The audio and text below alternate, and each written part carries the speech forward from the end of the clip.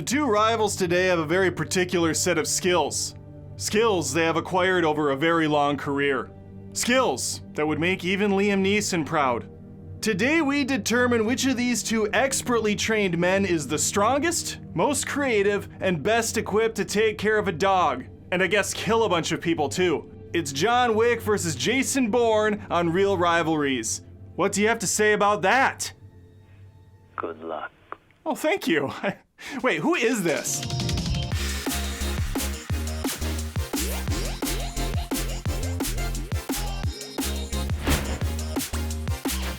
Wick and Bourne, which sounds like some sort of a crate and barrel knockoff, have a very impressive resume that overlaps in a few areas. Both are bilingual, worldly travelers who can gain access to the most secure of locations. Wick's world has further layer to it, allowing him the accoutrements of 24/7 on-call doctors, a convenient cleaning service, plus fancy murder-free lodging at the luxurious Continental Hotel. Thank you. Our pleasure, sir. Breakfast included with your stay. These guys are both human, but the common restraints on the mortal body seem to be less of a burden to them. They have incredible endurance, a high pain tolerance, and can administer quick first aid when required.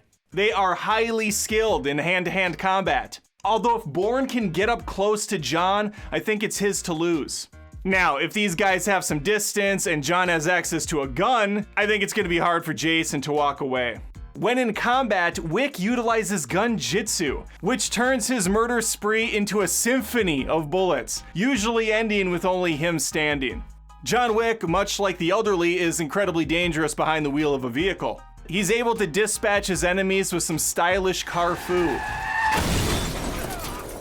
Look, Jason was born to drive too. That won't be the last time I give you a pun here. His driving is frantic and incredibly sloppy, but there's a method to the madness. One that might just put enough obstacles in Wick's path to take him down. Jason has a photographic memory, able to quickly survey the area for possible exits, threats, critical details that when planned out, basically turn him into Batman. Given enough prep time, he'll get the job done. Other skills include line tapping, Peter Parkering up buildings, and door blocking. Hey mister, good luck getting out of there. John Wick utilizes battle strategy too. It just typically consists of guns. Lots of guns. He's also a human spatula, flipping his enemies like flapjacks to the point where I'm not even hungry anymore. I don't even know what that means, but look at all these.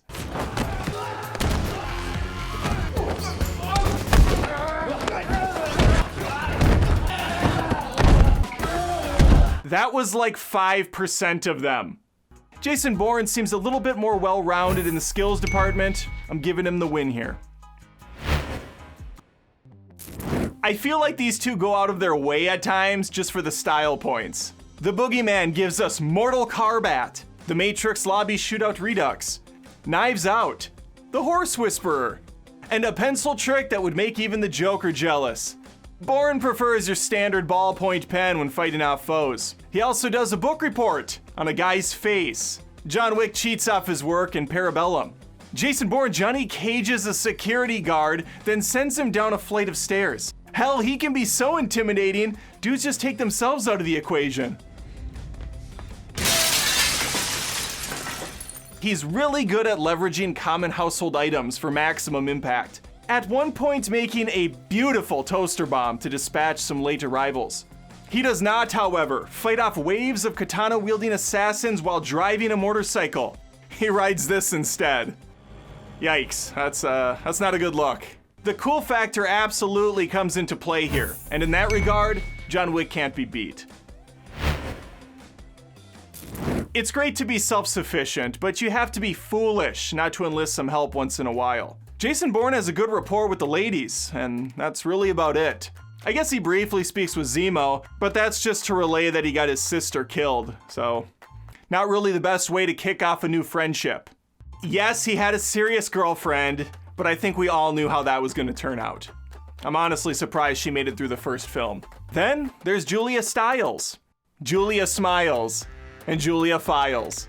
Okay, that's just one person said 3 different ways, but we don't have a lot to work with here. I guess there's Peekaboo Landy, who's constantly thrown off guard by Jason's presence. He just keeps spooking her. The bottom line is John Wick keeps much better company. He's got the Green Goblin, the Pest, Morticia Addams, Morpheus, Halle Marry Me, the Continental Staff, and of course, dogs.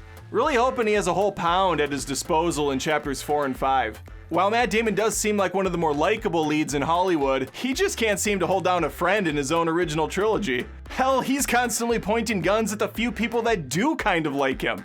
I swear! I know I was here, Nikki! You know, come to think of it, that's probably why he doesn't have many friends. Neo takes this round. You know what? These guys have crafted themselves quite the legacy over the years. There's that second pun. You, working again? No, just sorting some stuff out. John Wick is an expertly trained hitman who has grown into a legend, referred to by many as Baba Yaga, aka the Boogeyman. It's not what you did, son. It's who you did it to. David Webb is an ex-CIA operative and former Treadstone assassin. He's one of those guys.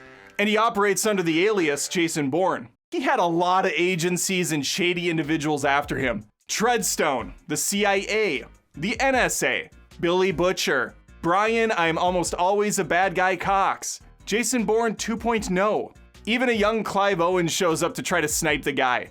Jason took them all down with only a couple bullet wounds to show for it. All in the back. Cowards. John Wick just wanted to retire. He had a sweet ride and a great car. I think I said that. No, that's right. Once Reek killed his dead wife's parting gift, it's been a bullet storm of revenge ever since. John Wick has taken out Daddy Daycare, NBA Jam, Hit It and Quit It, A Common Thug, Orange is the New Bat, the Super Shinobi Brothers, and Mega Man Zero.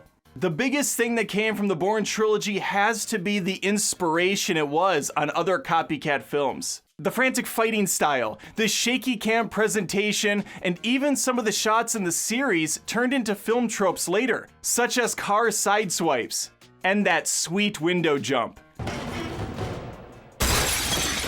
At one point they even ripped themselves off, but we don't talk about that one. Wick had his fair share of copycats too, thanks to the unique fighting choreography and that glorious gun fu. End of the day, Jason Bourne was a threat that eventually disappeared, while Baba Yaga will continue to haunt his enemies, even in death, if death is something he can even achieve. John Wick takes the win here. John Wick ends up taking the win, but this round could have really gone either way. Now I want to hear from you. Leave a comment with your winner and why. Like the video if you had a good time, and I'll see you next week on another Reel Rivalries. I'm still here. It's worth noting that John Wick has at least 2 more movies in production, and Jason Bourne has another installment in 2016. So I think we're still gonna be seeing more of these two guys until they legitimately can't move their bodies any longer. Perhaps we'll revisit this battle again after the 20th installment of each film comes out. Until then, take care.